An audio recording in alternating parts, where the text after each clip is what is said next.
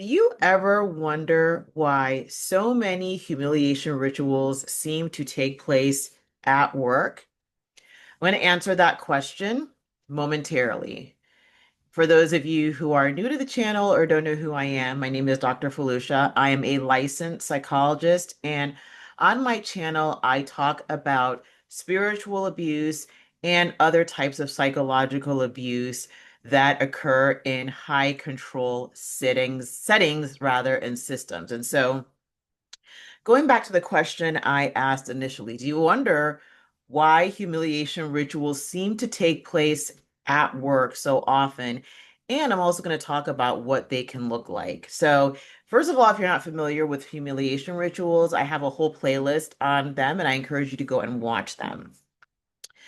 All right. Second, when we think about the workplace and when we think about what a humiliation ritual is, work, the world of work, the structure of most workplaces have repeatable and predictable patterns. And so it's very easy to weave in humiliation tactics into already existing structures. You also need to remember that in a workplace, there's already a few things that can make these humiliation rituals easier to carry out. Okay. You have power differentials, all over the place. There's a hierarchical structure. So you've got that. And you also, in many cases, have a captive audience. Now you might think, well, what about those of us who work from home? What about what about those of us who work in maybe different settings, right? What if it's just not like one office, but there are several settings? Think about technology, right? We have text messages, we have channels, like Slack. And then of course there is, meetings, right, that happen in the workplace and outside of the workplace. And so what these things do is they provide a structure through which these humiliation rituals can be carried out.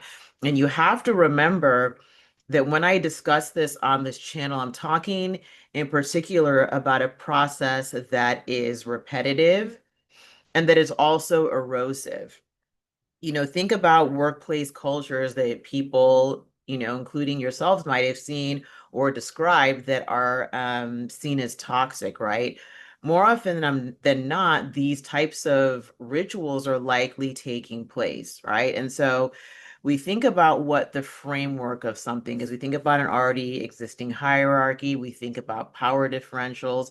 And then we also think about a captive audience. Think about something that might happen over like a Zoom call or over something like, maybe a workplace party, working lunch or whatever. There are already these systems in place. Okay. So now I'm going to talk about what these can look like specifically in the workplace.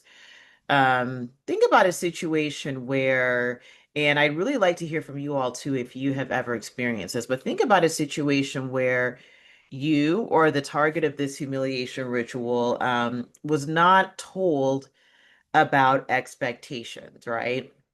And so let's say for whatever reason, everyone else knows about these rules and you don't know about them. And then you break this rule. And it could be any rule. It could be something as simple as, you know, I don't know. Let's say Fridays, nobody is allowed to dress up, right? And so maybe it's casual Fridays or whatever, right? And so it's casual Fridays and you show up not casually. Okay. And so somebody usually in this sort of situation, it doesn't always have to be somebody who holds more power than you, but somebody could say something in front of the entire group and ream you out because of it, right? And so if you think about things like this that happen, um, these function in such a way to send a message, right? It sends a message that you need to not only just follow the rules, but also that you can be made an example of. If this was just about the rules, this person, who did this could have been, taken aside, talked to a little bit or whatever. Just say, hey, it looks like you didn't get the memo on this. No worries. Whatever. It doesn't have to be a big deal. But remember, why do these things sort of, humiliation rituals, especially in these types of settings, why do they occur? Well, they occur because they're there to send a message to the target as well as the entire group. And so this is why you can see some things like this, right? So it could be not being filled in on something. It could also be like feeling singled out. I have witnessed this and I've heard about this so many times where people will say that they feel singled out. And so everyone else can make this same mistake, but if you make this mistake, you're reamed out in front of everyone, right? I talked before about expectations, right? Regarding like a dress code or something like that, and how that was used in that example. I'm going to give you another example. And this can oftentimes happen in settings where like text is being used, and I'm going to explain that a little bit later. But think about a situation where somebody is the target of this humiliation ritual, right? And so via text message in a group, they may be called out for not speaking up enough, right? Oh, so and so, we want to hear from you. Are you there? Everyone has given their idea. We didn't hear from you. And this happens repeatedly. Okay. So this person is like, wow, I'm being called out here in this group for not responding. Let me respond to something. And so they respond. And then now it's, you're out of line. We didn't ask for a response. This isn't the time to do that. And so if you see this, and this has happened to people where there are expectations that conflict, right? That's how you know that person is being targeted. What it also does is that it sends a message that whoever is in charge can say one thing, but the rules really don't mean very much. What matters is who is liked and who is not liked. Because on that same token, let's say in this situation, I'll use like I don't know, Jill and Jane, right? And so Jill, maybe is the one who's the target in this case. And so Jill doesn't speak up. The boss gets on her case about it.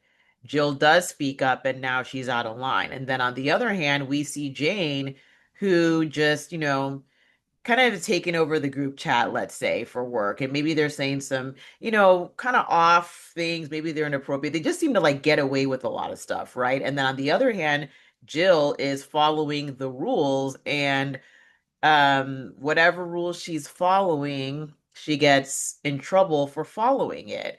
The reason why you see such confusing behavior in these settings is it is used to destabilize and it's used to send a message that it doesn't matter what rules we set. We like who we like. We don't like who we don't like, and there's nothing you can do about it. And because this happens in a group setting, it affects that how that person, both the target and the person who is inflicting this sort of damage, it affects how they're perceived. And so I want you to think about some times where you have either seen something like this done or it's happened to you, and what sort of dynamics did you observe, right? Now, again, this doesn't even have to be the person in power doing something, right? So let's say, for instance, let's bring up Jill and Jane again, and let's say like Jane is just being, mean to Jill or whatever, saying some things that are inappropriate within the group chat. Nothing happens, right? Um, she's doing some things that probably would get her in trouble with HR. Nothing happens, right? And then Jill speaks up for herself or says, "Hey, you need to knock that off." And now Jill is called out in front of the whole group for being too sensitive. This is our company culture. We like to joke around, chill out, things like that. I have a video on um, Not sure exactly what playlist it is, but if you look for it, you'll see it. It's called Your Defense is an Offense. And oftentimes in these workplace humiliation rituals, the individual who is kind of like in charge or who has more power doesn't even have to be the one doing the humiliation, like the example I described. They can be one of those people that sits back and lets people get bullied and gets harmed, or will call out the person for defending themselves. So what message do you think this sends? It sends the message that you can be harmed and we're not going to do anything about it. And in fact, if you speak up, we're going to get you for it. Now, this does not happen only in workplaces. But the reason why these workplace humiliation rituals are so egregious is because work is livelihood, work is income, right? And so you already have to think about going to work, doing your job, and then now your livelihood, in a sense, is dependent on somebody who doesn't have your best interest at heart and a system that doesn't work fairly, a system that actually worked unfairly and rewards bad behavior. And I say bad, like at the very least, we can talk about harmful and abusive behavior and systems that reward that. And so that's why I want you to think really carefully about this because, you know, it's very easy for people to just say, oh, they didn't mean it, or oh, this is just how things are, blah, blah, blah. When in reality, the function of these sorts of humiliation rituals and how they're structured happen in such a way where it's really difficult to see them coming. It's difficult to call people out on them because they can always hide behind something. Then the examples that I gave you about the text messaging that had happened, right? Or the behavior where, one person is bullying someone else and they're never called out on it, but the person defending themselves is labeled the bad person, right? Think about those things. Whoever's doing this or enabling this can just make the excuse that, oh, I didn't know, or oh, that's not that big a deal. Oh, we didn't mean it. I've got so much I've got to keep up with, and I can't keep tabs on everybody. And oh, there are things that you don't know that are happening behind the scenes. All this stuff that just happens to dismiss people. So I'd like for you to be aware of that and also share in the comment section, what sorts of things have you experienced? I'm going to go back to the example the guy gave at the beginning about somebody not getting the memo, right? Or somebody not being made aware of an expectation and how that person got humiliated. Think about how embarrassing it could be for somebody to be in that sort of situation, to show up not looking dressed like everybody else.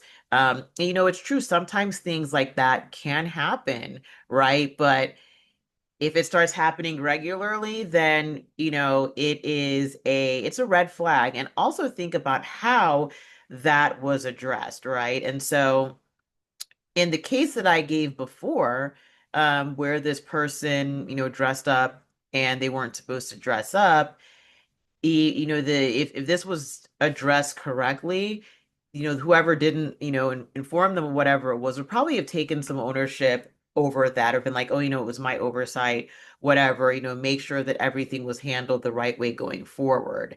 But in examples that I have witnessed, that's just the beginning, right? And so there are things that happen with the function of showing that this person is a target. It could be a way of retaliation against them. It could also be a way of just like regulating that environment, right? To, maybe people are getting a little too happy or, speaking up more for themselves. And so sometimes these things are done to, get everybody in line and to show that, hey, if you step out of line or if you do things we don't like, we are going to get you. So it's really important not only to pay attention to how these things are happening, but the frequency in which they're happening, the settings in which they're happening, how these things function to affect group dynamics. And so I'd love to hear from you all in the comment section. Um, and let me know how, things that you've seen. I gave a few examples here. There are so many more I could share. I'd love to hear from you all about it, what you've done about it. And I hope you have a wonderful day that is filled with peace. And I'll see you in the next video. Bye-bye.